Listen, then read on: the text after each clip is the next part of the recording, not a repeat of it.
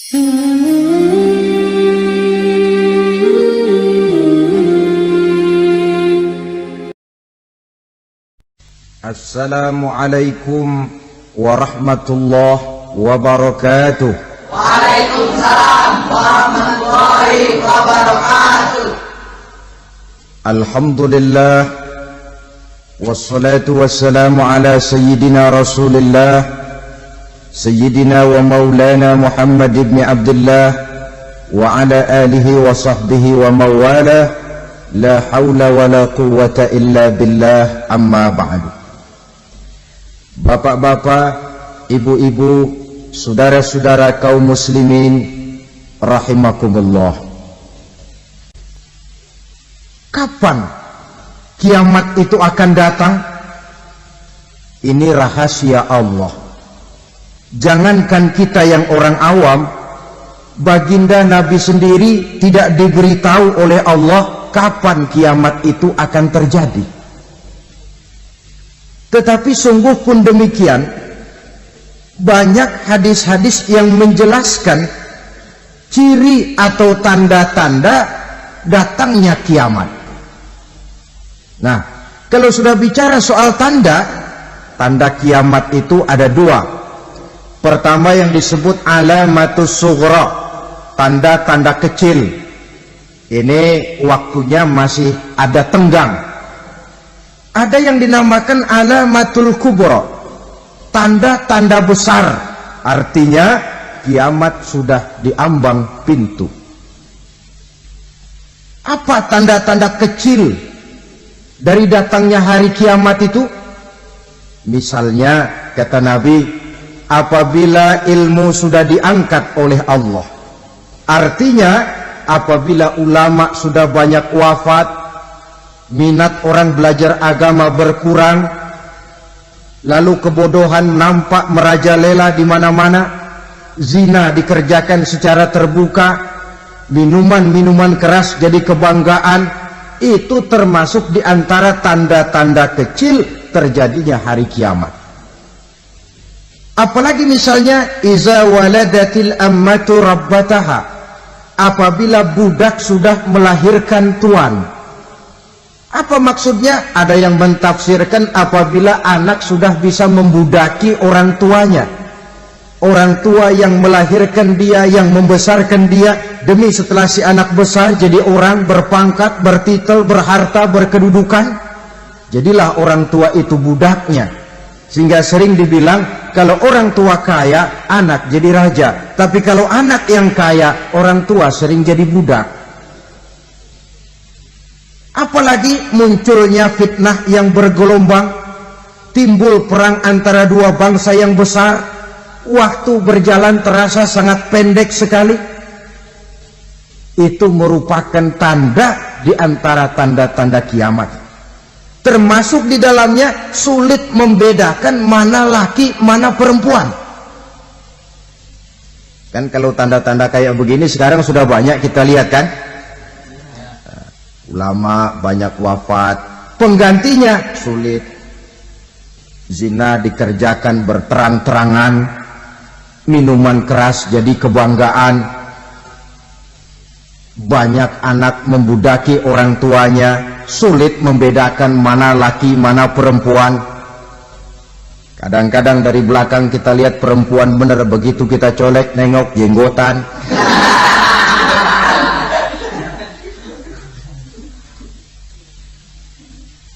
Ini termasuk tanda-tanda kecil, masih ada tenggang sampai akan terjadinya kiamat itu. Nah, yang dimaksud dengan tanda-tanda besar, ini tanda besar artinya kiamat sudah diambang pintu. Pertama, matahari terbit dari sebelah barat. Apabila matahari sudah terbit dari arah sebelah barat, tertutuplah sudah pintu taubat. Bersabda Nabi kita, la taqumus sa'atu hatta tatlu'a syamsu min maghribiha. Tidak akan datang hari kiamat sampai matahari terbit dari arah sebelah barat. Fa iza tala'at, manakala matahari telah terbit dari arah sebelah barat, wa ra'ahan nasu, manusia banyak menyaksikan itu, amanu ajma'un, mereka pun lalu beriman. Yang tadinya kafir, yang tadinya ingkar, yang tadinya membangkang, setelah melihat matahari terbit dari sebelah barat, buru-buru beriman, berlomba-lomba mengucap 2 kalimat syahadat. Tapi apa yang terjadi? Kata Nabi, wa dzalika hina la yanfa'u nafsan imanuha lam takun amanat min qabl. Hari itu adalah hari yang iman sudah tidak berguna lagi bagi seseorang apabila sebelumnya memang dia tidak pernah beriman. Au kasabat fi imaniha khaira, atau beriman tetapi tidak pernah melakukan kebajikan di dalam keimanannya itu. Hari yang sudah kasib, hari yang sudah terlambat, beriman tidak akan ada gunanya lagi. Ini pelajaran buat kita. Sebelum sang surya terbit dari sebelah barat, sebelum nafas sampai di tenggorokan, artinya pintu taubat masih terbuka. Kalau 2 hal itu sudah terwujud, nafas sudah sampai di kerongkongan atau matahari sudah terbit dari arah sebelah barat, tertutuplah sudah pintu taubat. Tak ada lagi gunanya pangkat, jabatan, harta, bahkan beriman pun dalam suasana macam itu too late, kata orang Kulon. Sudah terlambat. Matahari terbit dari arah sebelah barat, itu tanda besar, artinya kiamat sudah diambang pintu. Lalu apalagi tanda besar? Munculnya Dajjal. Dajjal artinya pendusta-pendusta yang menyesatkan manusia. Ada 2 macam Dajjal, saudara. Ada Dajjal kecil, ini Dajjal kelas teri. Kalau ini sejak zaman Rasulullah sudah ada itu. Tiap zaman ada. Di zaman Rasulullah misalnya ada yang bernama Aswad al-Unsi dari Yaman. Ada yang namanya Musailamah al-Kazzab dari Yamamah. Ada yang namanya Ibnu Sayyad dari Madinah. Ini Dajjal di zaman Rasul. Musailamatul Kazzab memproklamirkan diri jadi nabi, dia di zaman Rasul masih hidup. Ini Dajjal zaman Nabi. Di zaman sahabat muncul Dajjal. Di zaman kita sekarang ini Dajjal pun gentayangan. Dajjal kelas teri. Kerjanya mendustakan manusia, menyesatkan manusia, memalingkan manusia dari jalan yang benar dan diridhoi oleh Allah Subhanahu wa ta'ala.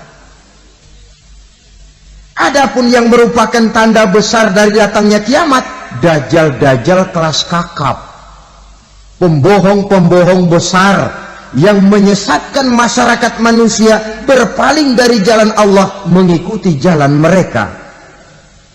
Apa sih ciri Dajjal itu? Kata Nabi dalam hadis Bukhari Muslim, Innad Dajjala, sesungguhnya yang namanya Dajjal itu yakhruju, satu saat akan muncul mendekati hari kiamat.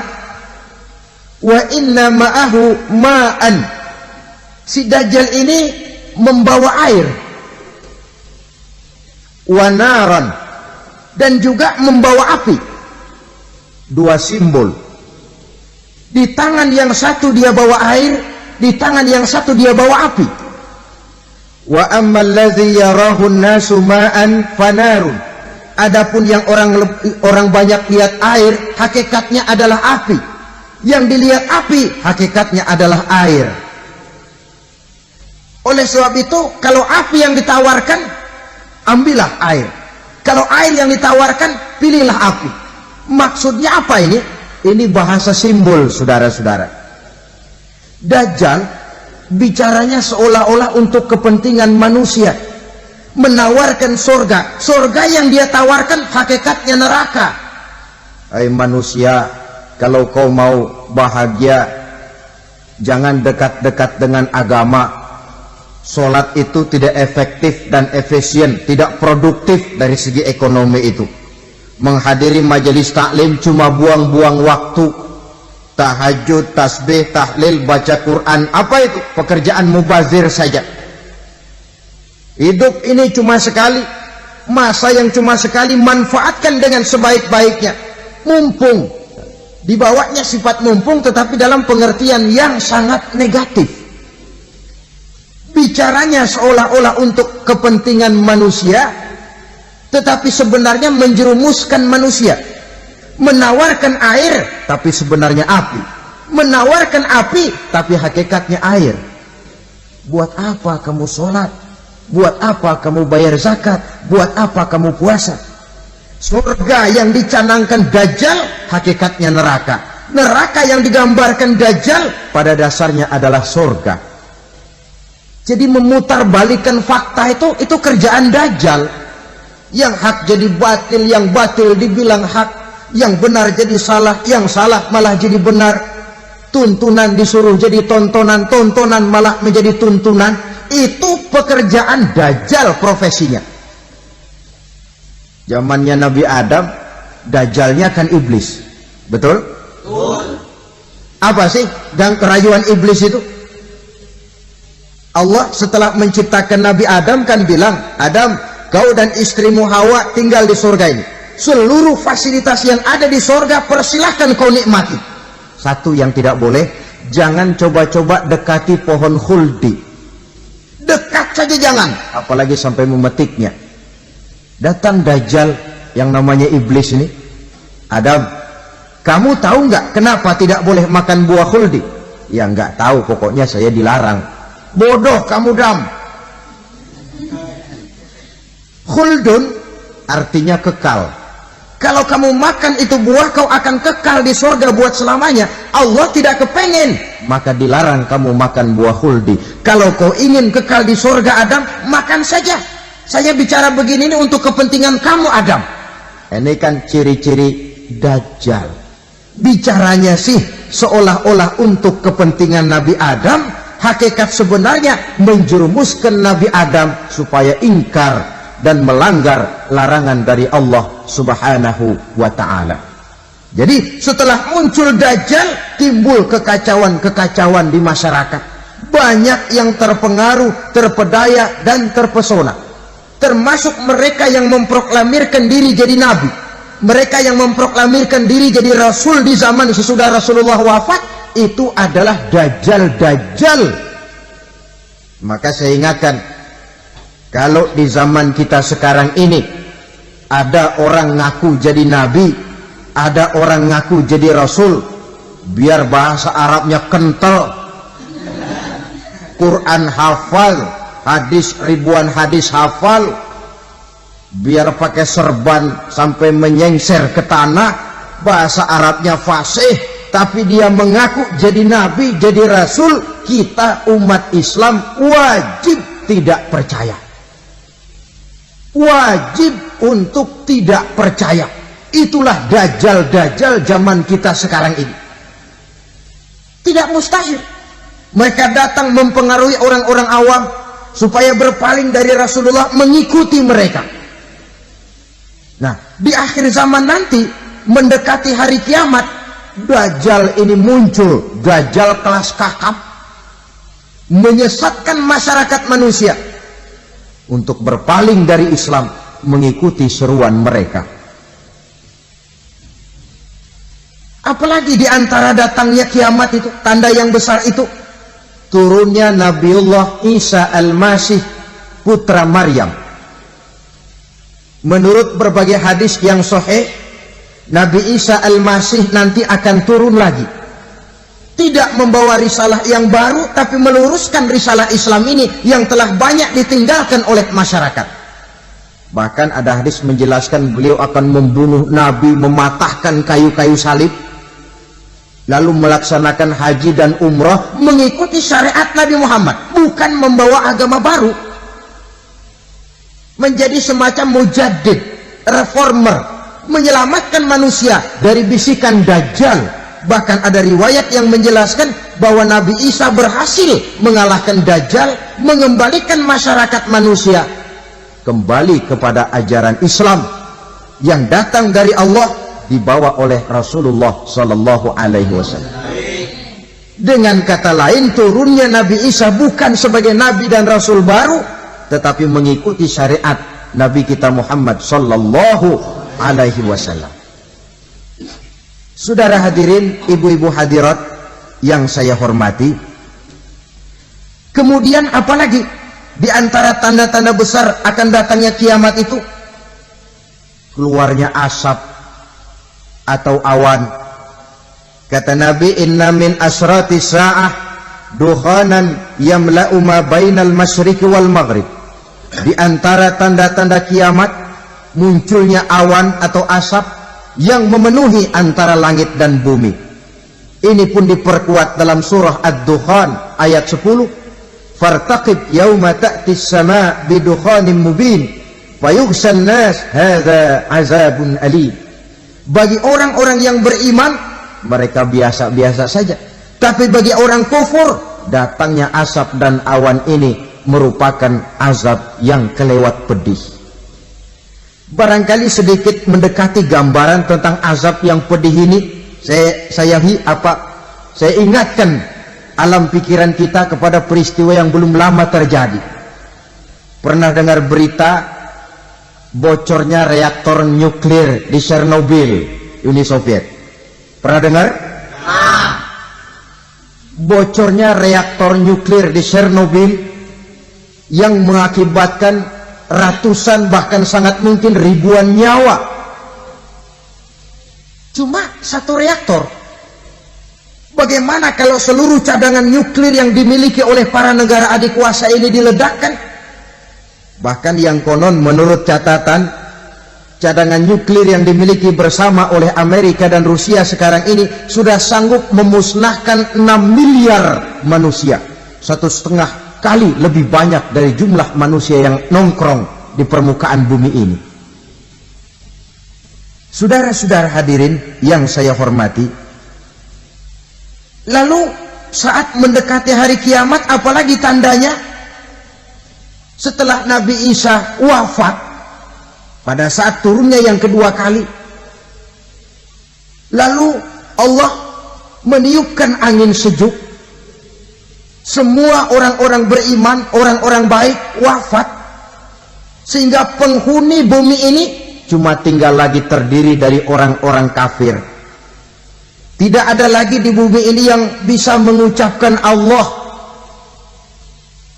Sehingga dalam hadis qudsi itu ada keterangan, innallaha azza wa jalla yaqulu li Israfil.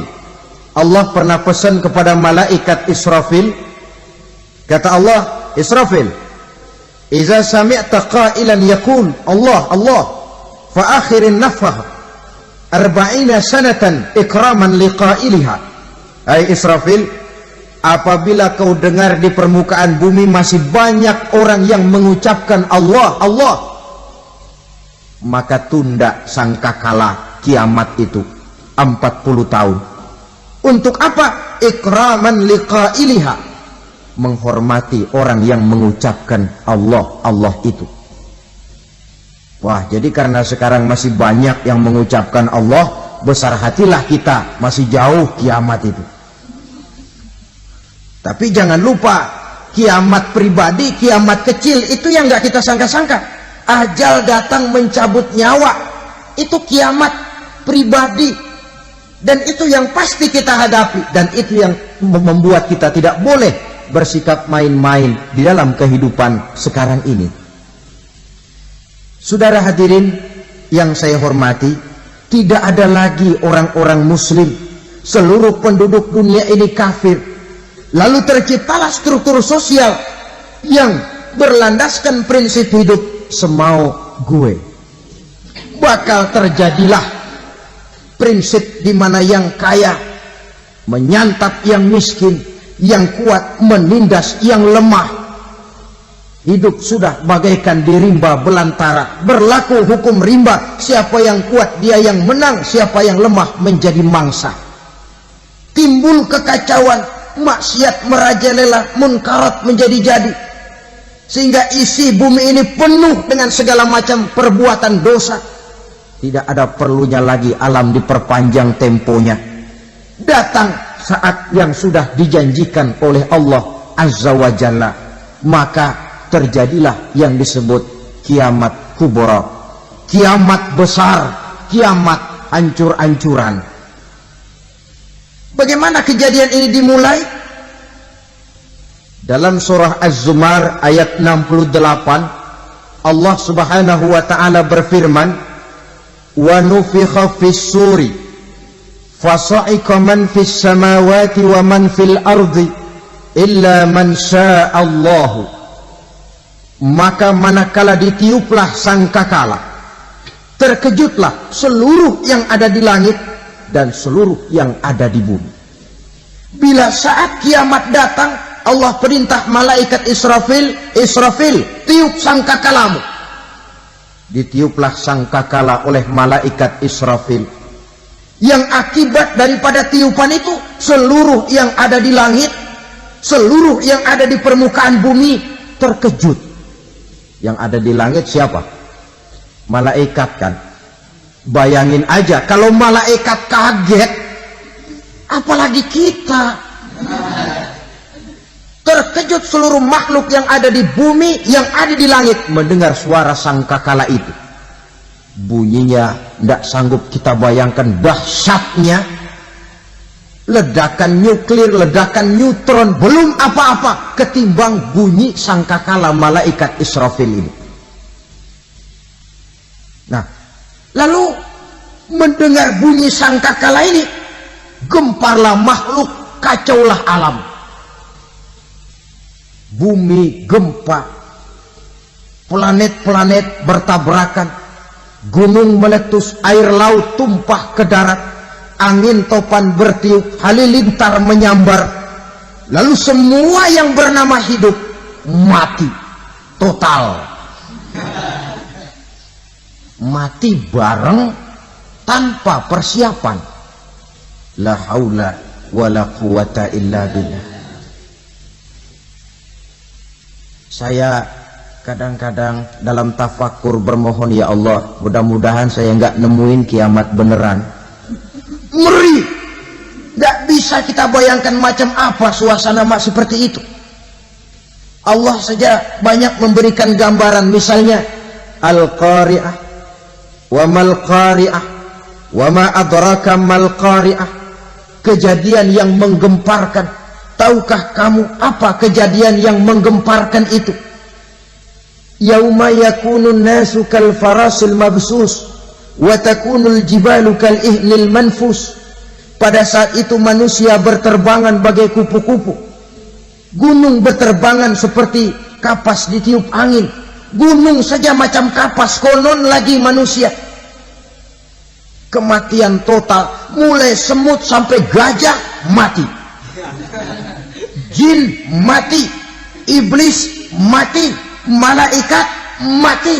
Malaikat saja mati.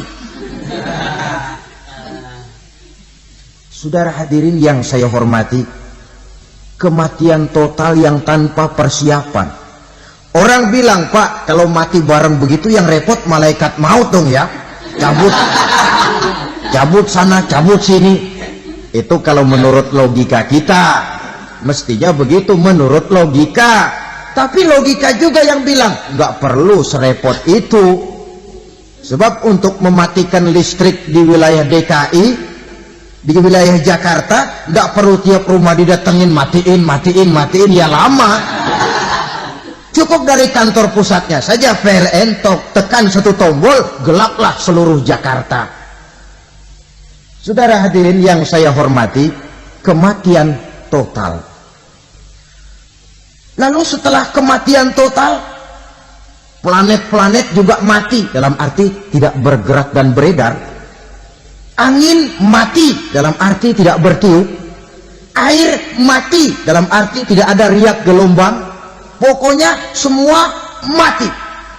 Kullu nafsin za'iqatul maut, semua yang bernafas mati. Dalam ayat lain, kullu man 'alaiha fan, semua yang ada di permukaan bumi fana. Yang kekal cuma Allah Subhanahu wa ta'ala. Yang paling belakang mati malaikat maut dan malaikat Israfil. Tapi mati juga sesuai dengan janji Allah.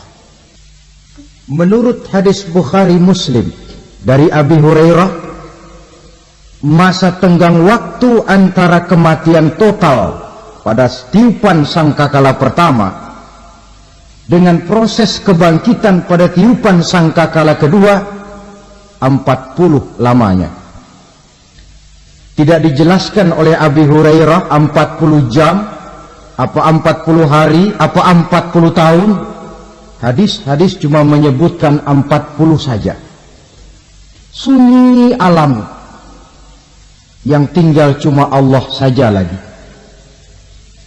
Ketika itu Allah berseru-seru, katanya, limanil mulkul yauma, siapa para penguasa hari ini? Mana itu raja-raja dan penguasa yang dulu mengaku jadi Tuhan? Fir'aun. Mana Fir'aun sekarang? Yang dulu jadi raja, merasa berhasil, sombong, lalu tidak mau turun-turun dari kekuasaannya, sampai kepada puncak kekurang ajarannya mengangkat diri jadi Tuhan.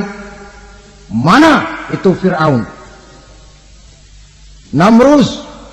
Mana sekarang Namrus? La ilaha illa ana. Ternyata tidak ada Tuhan lain selain daripada aku, kata Allah.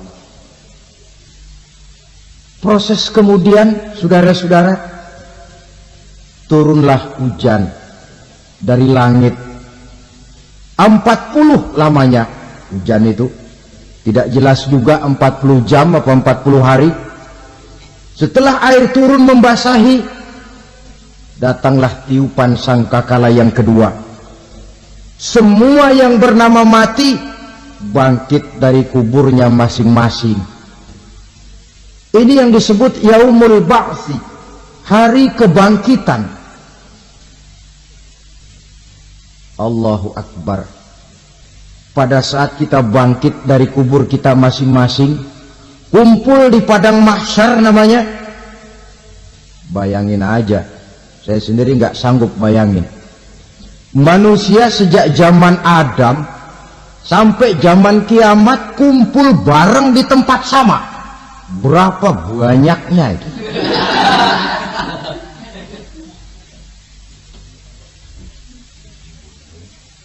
Dan yang luar biasa menurut satu riwayat, pada saat bangkit itu, Masya Allah, roman muka kita berubah, disesuaikan dengan amalan kita waktu di dunia ini. Barang siapa yang waktu di dunia amalannya itu amalan tikus, di akhirat nanti dia bangkit dari kubur, mukanya seperti muka tikus. Gagah betul badannya, tapi mukanya seperti tikus. Kenapa? Amalannya waktu di dunia seperti amalan tikus. Apa amalan tikus itu? Suka ngegeragoti barang yang sudah disimpan rapi-rapi. Orang sudah simpan uang rapi-rapi, simpan perhiasan rapi-rapi, digeragoti oleh tikus. Maling-maling, pencoleng-pencoleng, koruptor-koruptor. Itu nanti di akhirat nanti kita lihat mukanya seperti muka tikus. Oh, ini waktu di dunia suka nyolong, hanya seperti muka tikus. Barang siapa yang waktu di dunia ini amalannya itu amalan macan, dia akan bangkit nanti mukanya seperti muka macan.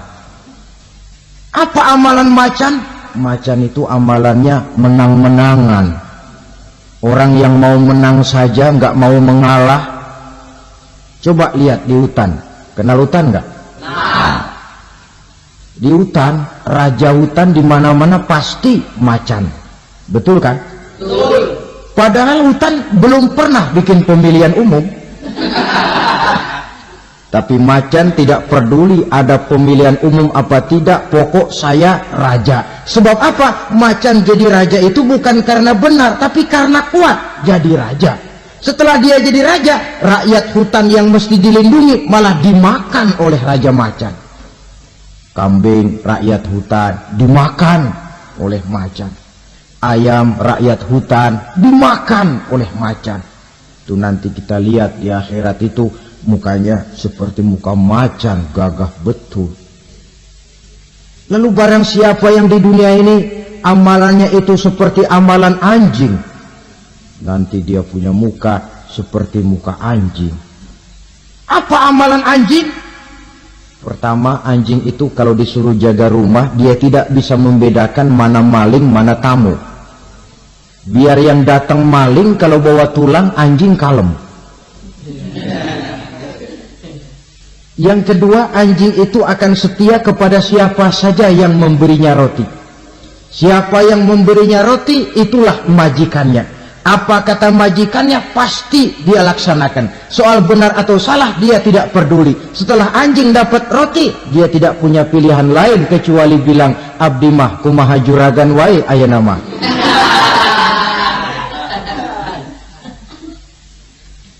Saudara hadirin yang saya hormati, berkumpul di padang mahsyar, tiap orang sibuk dengan persoalannya masing-masing. Matahari waktu itu didekatkan oleh Allah, panas luar biasa. Ada yang saking panasnya itu mencucurkan peluh keringat sampai sebatas mata kakinya. Ada yang keringatnya sampai sedengkulnya, ada yang keringatnya sampai sepusatnya, ada yang keringatnya mengalir sampai sebahunya, ada yang kelelap oleh keringatnya sendiri, sementara orang di sampingnya nggak apa-apa. Bergantung lagi amalan dia waktu di dunia ini.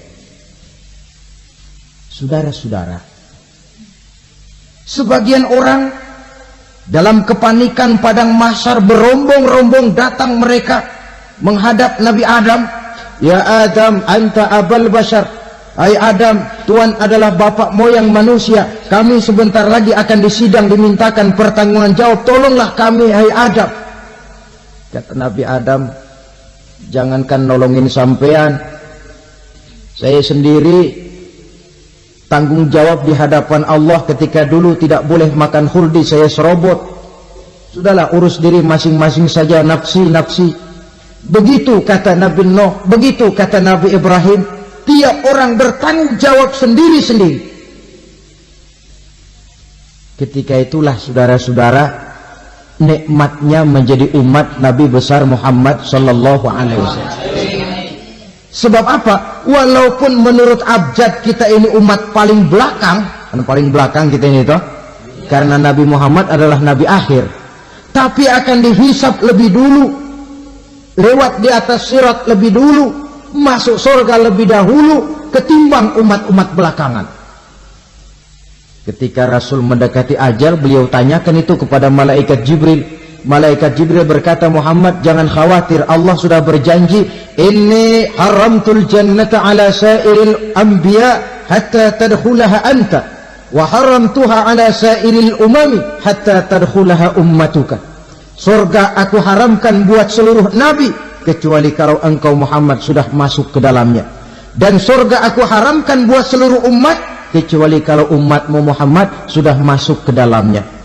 Logikanya, walaupun menurut abjad kita umat paling belakang, bakal dihisab paling dulu, lewat di atas sirat paling dulu, masuk surga paling dulu, kalau mampir ke neraka juga paling dulu. Ya resiko. Jangan mau enaknya aja paling dulu. Saudara hadirin yang saya hormati, setelah masa kebangkitan itu jangan dikira begitu bangkit langsung diperiksa, masih menunggu menanti ribuan tahun perhitungan padang mahsyar untuk sampai kepada proses yang disebut yaumul hisab, hari perhitungan. Seorang demi seorang bakal dipanggil. Bayangkan saja, kita se-RT saja di absen, kadang-kadang perlu waktu lama. Ini manusia sejak zaman Nabi Adam sampai datang hari kiamat, satu demi satu disidang di hadapan Qadhi Rabbul Jalil. Status sosial copot sudah waktu itu. Yang pernah jadi hartawan di situ tidak lagi kelihatan kehartawanannya. Yang pernah jadi jenderal tidak lagi dipanggil jenderalnya. Yang ustadz tidak lagi dipanggil al-mukarramnya. Seluruh status sosial selesai. Dipanggillah kita seorang demi seorang menghadap Qadhi Rabbul Jalil. Bagaimana proses penghisaban itu? Pertama, proses tanya jawab. Di antaranya ada hadis menyatakan, lan tazula qadama 'abdin yaumal qiyamah hatta yus'ala an arba'i khisalin. Besok di hari kiamat tidak akan bergeser telapak kaki seorang hamba sampai dia ditanya lebih dulu tentang 4 persoalan. Tentang ilmunya. Kemana ilmu itu diamalkan? Tentang umurnya. Di mana umur itu dihabiskan? Tentang masa mudanya. Kemana masa muda itu dipakai? Tentang hartanya. Dari mana harta itu didapat dan kemana harta itu dibelanjakan. Ini termasuk proses tanya jawab. Jadi kalau istilah pengadilan dunia, nama Fulan bin Fulan. Kamu waktu di dunia diberikan umur panjang untuk apa? Pernah mengalami masa muda, kemana kau habiskan masa remajamu? Kau diamanahkan ilmu, dengan apa ilmumu kau amalkan? Kau diberikan harta, dari mana harta kau dapat, kemana kau belanjakan? Tak seorang pun yang bisa mungkir. Sebab apa? Dikala itu yang menjadi saksi bukan orang. Yang menjadi saksi adalah seluruh anggota badan kita. Tangan bicara, kaki jadi saksi terhadap seluruh amalan yang pernah kita kerjakan pada saat kehidupan di alam dunia ini. Selesai proses tanya jawab, lalu diperlihatkan buku catatan kita waktu hidup di dunia ini. Jangan lupa Allah itu menyiapkan 2 superkomputer kepada kita. Sebelah ditempelin sebelah kanan, yang sebelah tempelin di sebelah kiri. Komputer itu namanya Raqib dan Atid. 2 malaikat yang apabila baik kita lakukan, refleks saja akan menulis kebajikan kita. Jahat kita kerjakan, akan tertulis. Catatan itu nanti diperlihatkan kepada kita. Waduh, alangkah malunya pada saat diperlihatkan catatan kita, buku rapot kita merah melulu. Barangkali diperiksa sambil diomelin, brengsek lo. Buku merah melulu begini, bagaimana waktu hidup di dunia? Tidak cukup diperlihatkan buku catatan kehidupan, rekaman kehidupan. Rekaman kehidupan kita secara utuh sejak terlahir sampai ajal datang merenggut nyawa. Barangkali mirip dengan video sekarang ini, di mana terekam dengan baik seluruh kegiatan kita sejak yang sekecil-kecilnya sampai kepada yang sebesar-besarnya.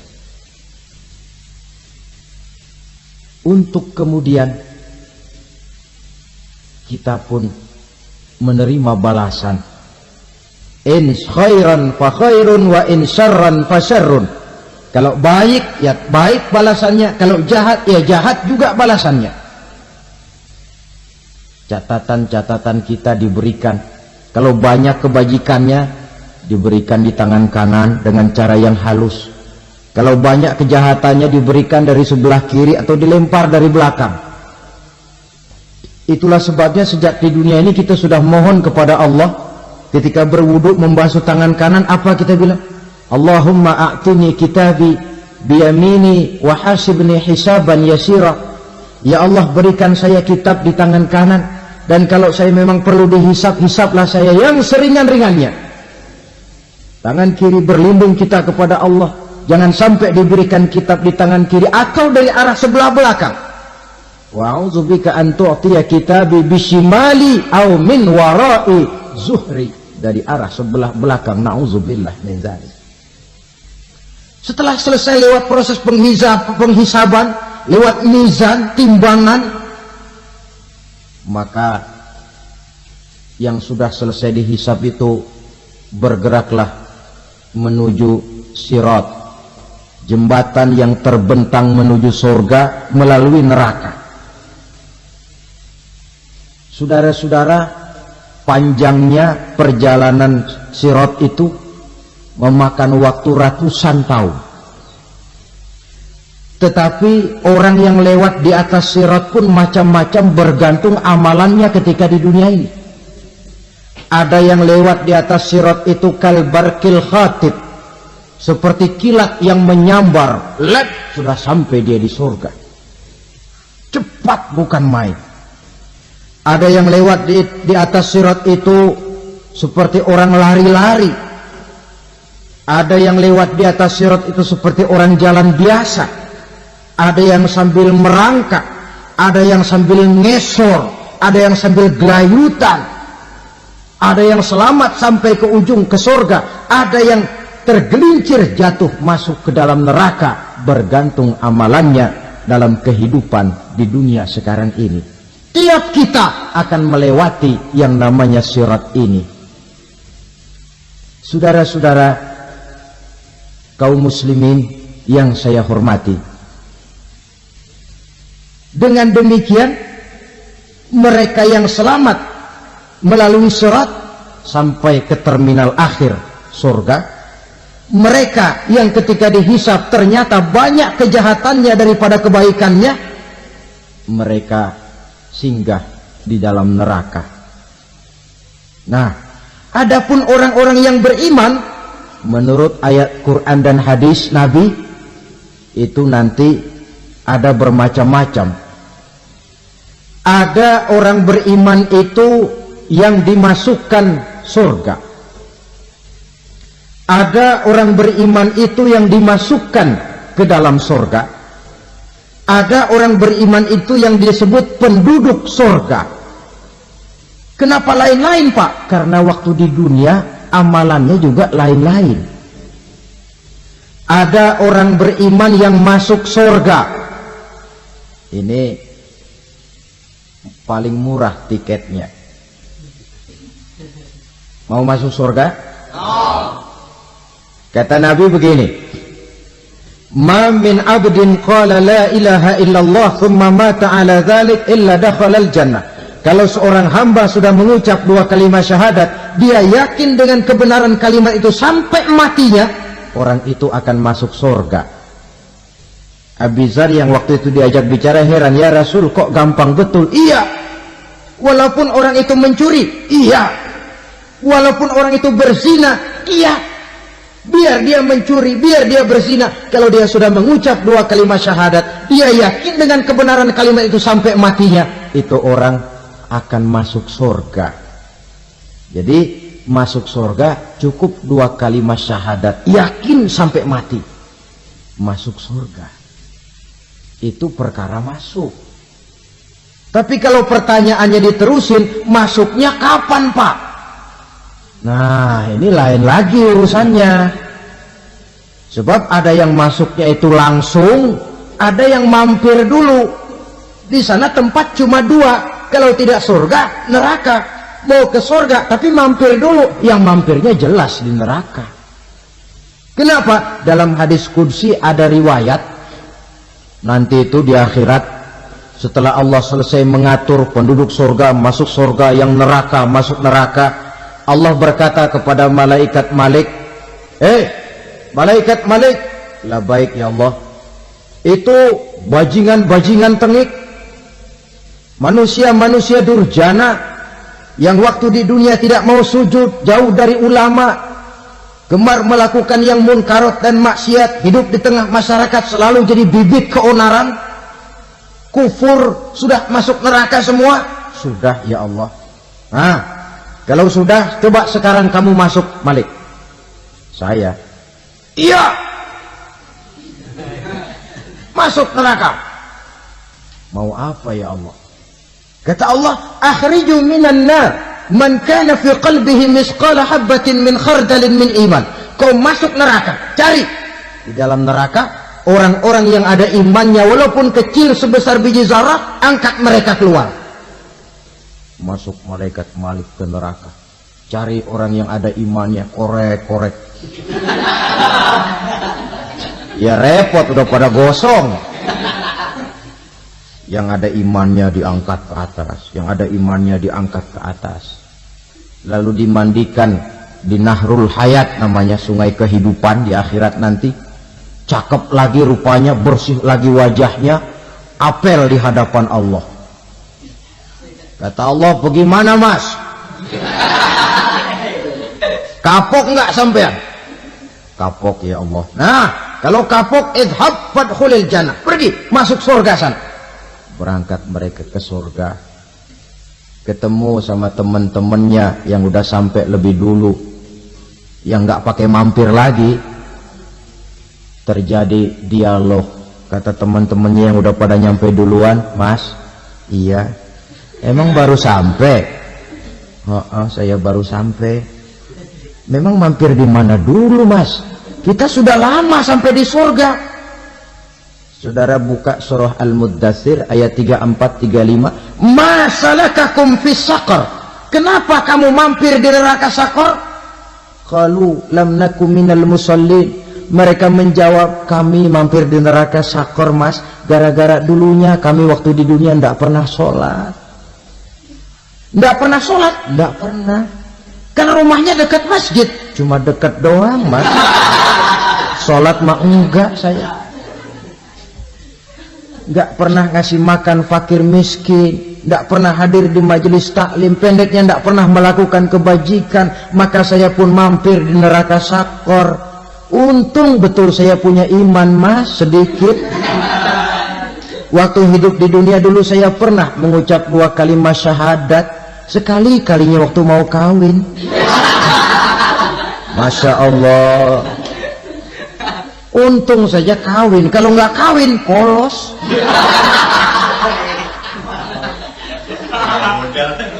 Itu juga pengulu sudah setengah mati ngajarin. Asyhadu alla, asyhadu an, asyhadu an.